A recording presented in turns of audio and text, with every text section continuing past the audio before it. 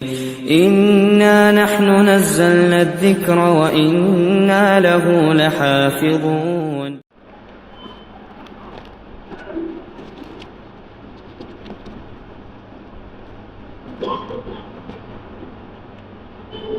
السلام علیکم ورحمۃ اللہ وبرکاتہ. ان الحمد للہ نحمده ونستعینه ونستغفره ونعوذ باللہ من شرور انفسنا ومن سیئات اعمالنا ومن يهده الله فلا مضل له ومن يضلل فلا هادي له وأشهد أن لا إله إلا الله وحده لا شريك له وأشهد أن محمدا عبده ورسوله. يا أيها الذين آمنوا اتقوا الله حق تقاته ولا تموتن إلا وأنتم مسلمون. يا أيها الناس اتقوا ربكم الذي خلقكم من نفس واحدة وخلق منها زوجها وبث منهما رجالا كثيرا ونساء واتقوا الله الذي تساءلون به والأرحام إن الله كان عليكم رقيبا. يا أيها الذين آمنوا اتقوا الله وقولوا قولا سديدا يصلح لكم أعمالكم ويغفر لكم ذنوبكم ومن يطع الله ورسوله فقد فاز فوزا عظيما. أعوذ بالله من الشيطان الرجيم. بسم الله الرحمن الرحيم. لا تستوي الحسنة ولا السيئة ادفع بالتي هي أحسن فإذا الذي بينك وبينه عداوة كأنه ولي حميم. ہم فکر و ہم خیال اساتذہ کرام، عزیز طلباء و طالبات، اسلام ایک آفاقی دین ہے جو ہر دور میں اور زندگی کے ہر شعبے میں اپنے ماننے والوں کے لیے رہنمائی کی صلاحیت رکھتا ہے. اسلام سراپا رحمت اور انسانیت نواز مذہب ہے. اس کی پاکیزہ تعلیمات اصول و اخلاق کے ایسے اعلیٰ بنیادوں پر استوار کیے گئے ہیں کہ جب بھی کسی انصاف پسند آدمی نے تعصب و تنگ نظری سے پرے ہٹ کر اس کا مطالعہ کیا ہے تو وہ اسلام کی آغوش رحمت میں پناہ لینے پر مجبور ہو گیا ہے. یا یہ نہیں تو کم از کم اسلام کی انسانیت نوازی، اسلام کی ذرہ نوازی کا کھلے دل سے اعتراف کیا ہے. اور الفضل ما شہدت بہ العادہ کے تحت اسلام کی سچائی کی سب سے بڑی دلیل یہی ہے. آئیے ہم دیکھیں کہ اسلام کے اندر وہ کون سی مقناطیسی کشش ہے جس کی بنیاد پر ایک دشمن دوست بن جاتا ہے. ایک صبح کا تعاقب میں نکلا ہوا آدمی شام کو محافظ بن کر لوٹتا ہے. یاد کریں ہجرت کے موقع پر سراقہ بن مالک بن جوشم اللہ کے رسول صلی اللہ علیہ وسلم کو انعام کی لالچ میں پکڑنے کے لیے نکلا.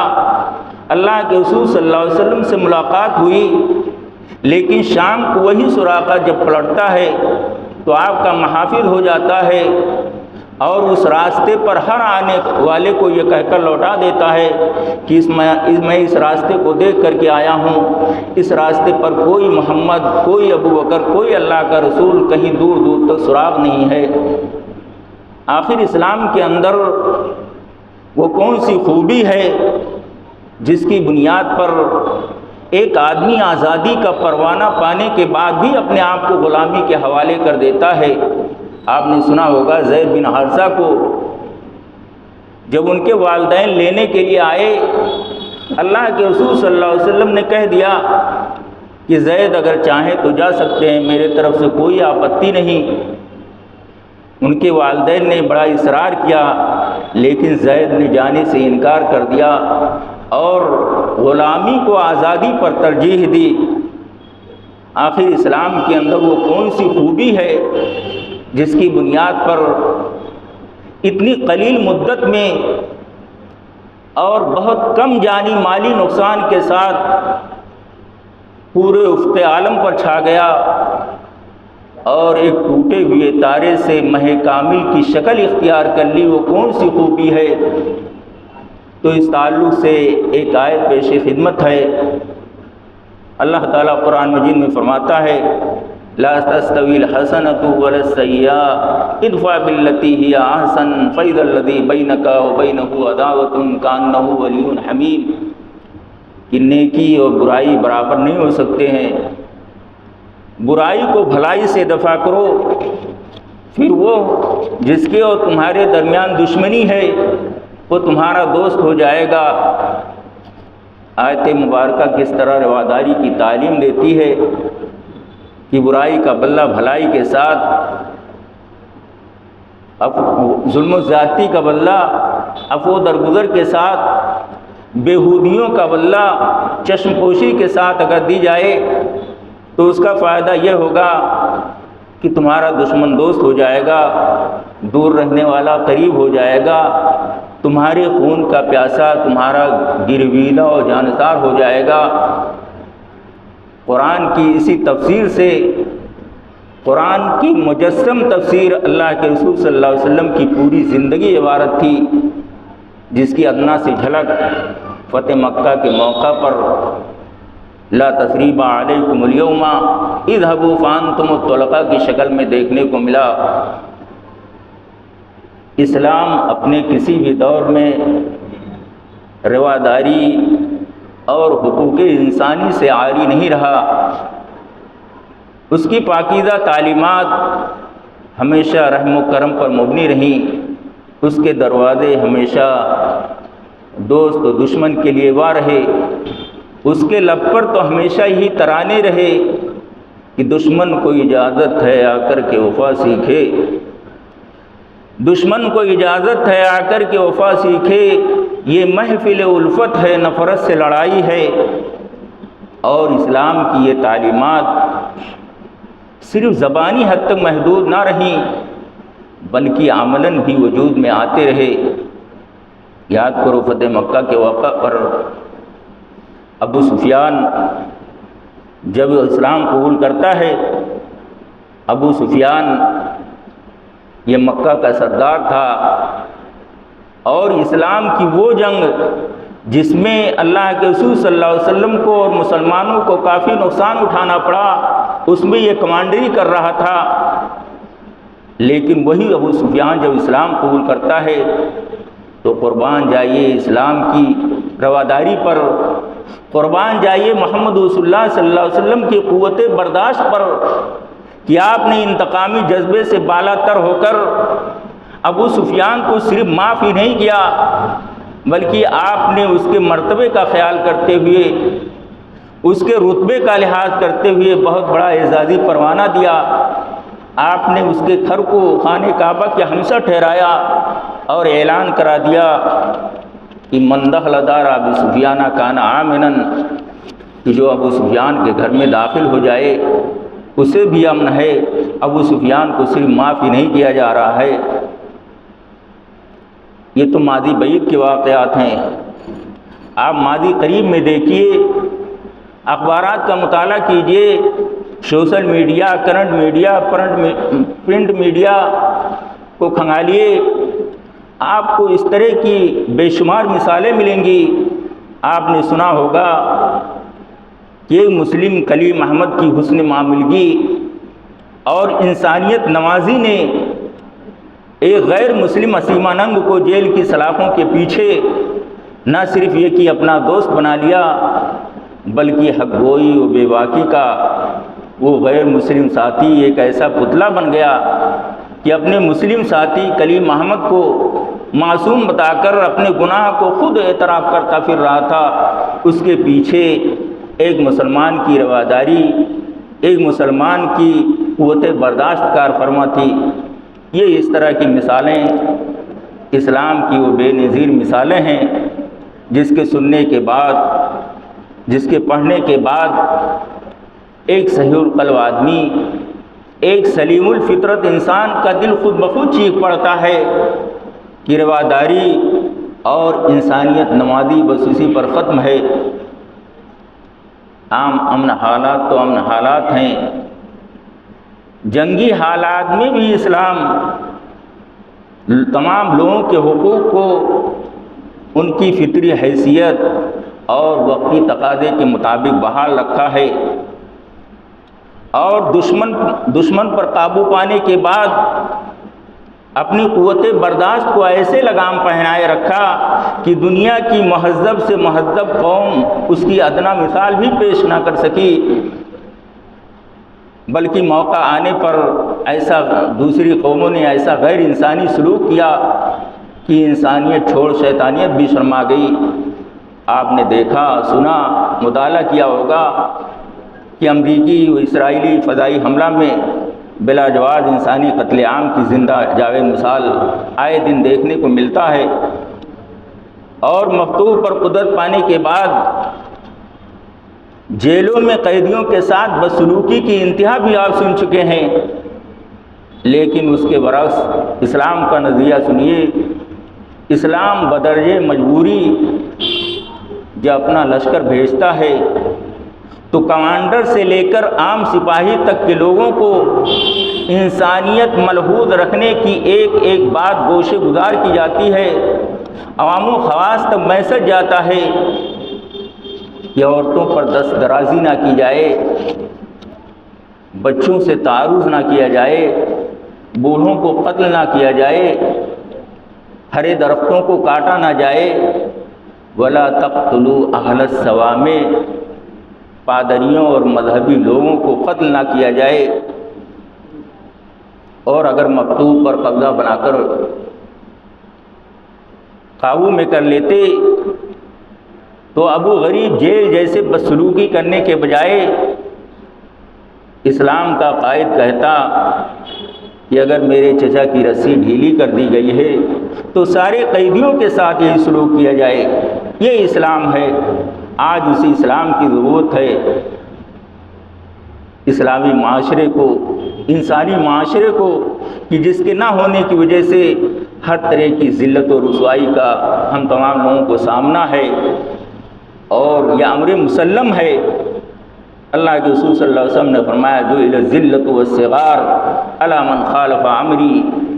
یہ ذلت و رسوائی مسلط کر دی جائے گی ہر اس آدمی پر، ہر اس قوم پر، ہر کمیونٹی پر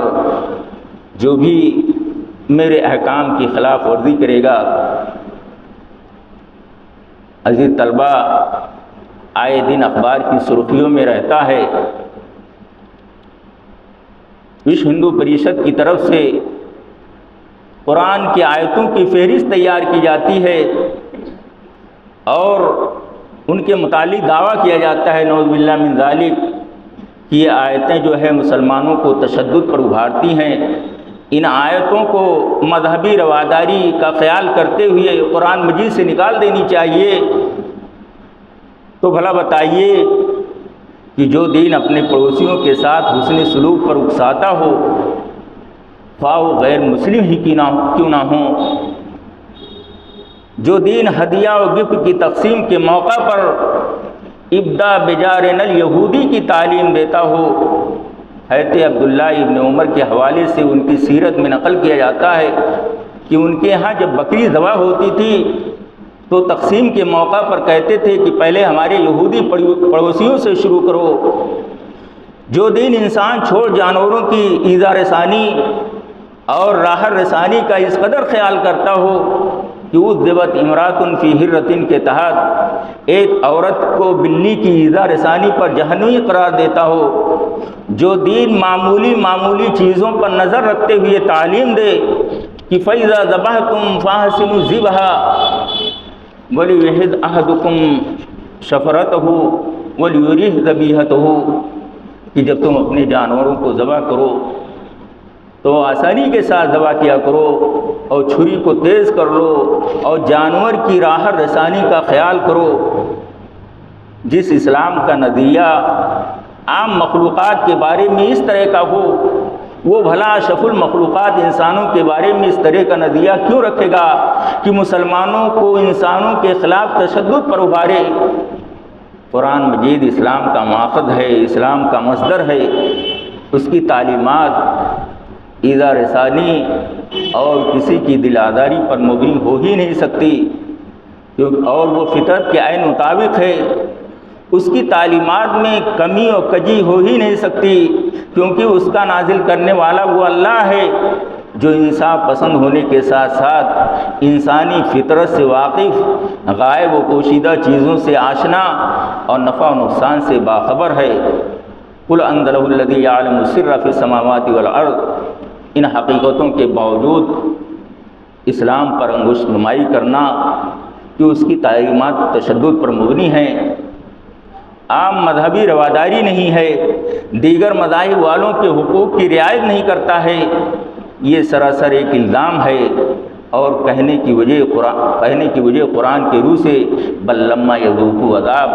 بلکہ ایسے لوگوں کو ڈنڈا نہیں پڑا ہے،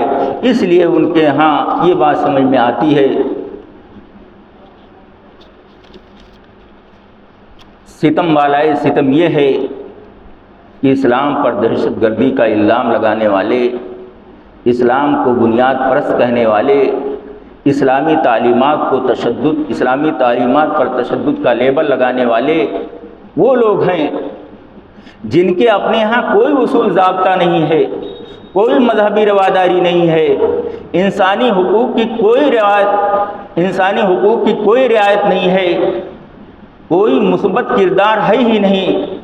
جہاں ظلم ہے، جن کے ہاں ظلم ہے، جن کے ہاں زیادتیاں ہیں، جن کے ہاں جو ہے بد اخلاقیاں ہیں، جن کے ہاں بد کرداریاں ہیں، جن کے ہاں بلاتکاریاں ہیں، جن کے ہاں بلڈوزر ہے، جن کے ہاں انکاؤنٹر ہے، جن کے ہاں ماب لنچنگ ہے، جن کے یہاں جو ہے ایک کمیونٹی کو زبردستی ٹارگٹ کرنا ہے، ان لوگوں کی طرف سے یہ الزام عائد کیا جا رہا ہے۔ یہ نئے زمانے کا نیا المیہ ہے کہ وہ لوگ جو سر سے پیر تک ماں اہل و عیال بد اخلاقی میں، بد کرداری میں ڈوبے ہوئے ہیں، وہ اخلاق کی سرٹیفکیٹ لیے گھوم رہے ہیں۔ ایسے لوگوں کو دیکھنے کے بعد، ایسے لوگوں کو سننے کے بعد، ایسے لوگوں کو پڑھنے کے بعد علامہ اقبال کا وہ شعر یاد آتا ہے، ذاک کہتا ہے تجھے کہ بدنما ہے تیرے پر، ذاک کہتا ہے تجھے کہ بدنما ہے تیرے پر، اور شب پرک کہتی ہے تجھ کو کورے چشموں بے ہنر، لیکن اے شہباز یہ مرغان صحرا کے اچھوت ہیں فضائے نیلگوں کے پیچ و خم سے بے خبر، ان کو کیا معلوم اس طائر کے احوال و مقام، اور روح ہے جس کی دم پرواز سر تاپا نظر۔ اسلام نے تو انسانی جان کا اتنا احترام کیا ہے کہ ایک انسان کی قتل کو پوری انسانیت کا قتل قرار دیا ہے،